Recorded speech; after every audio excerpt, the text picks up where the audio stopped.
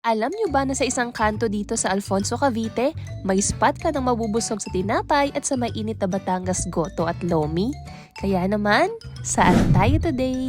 Hey Wanderers, naglakad-lakad nga kami dito sa may Camarines Street, Corner Montenegro, Pajo Alfonso, Cavite. Dahil may 2-in-1 spot na swak sa lahat ng cravings natin. Unahin natin ang Deli Corner Bakery na open mula 5 a.m. till 7 p.m. Dito, freshly baked daily ang lahat ng goodies. At maraming tinapay talaga na pwede mong pagpilian.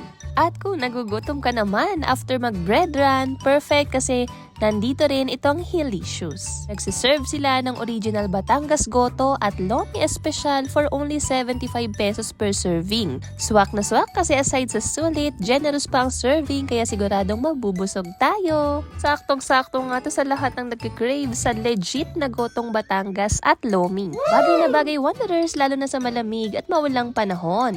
And there you have it! Hoy! Kaya Wanderers, kung hanap nyo ay freshly baked bread sa umaga at legit na Batangas Goto at Lomi sa merienda, dito na tayo sa Deli Corner Bakery at Hilicious. Dito lang yan sa Pajo Alfonso, Cavite. Isama nyo na ang buong pamilya at tropa dito. So alam nyo na, see you here Wanderers!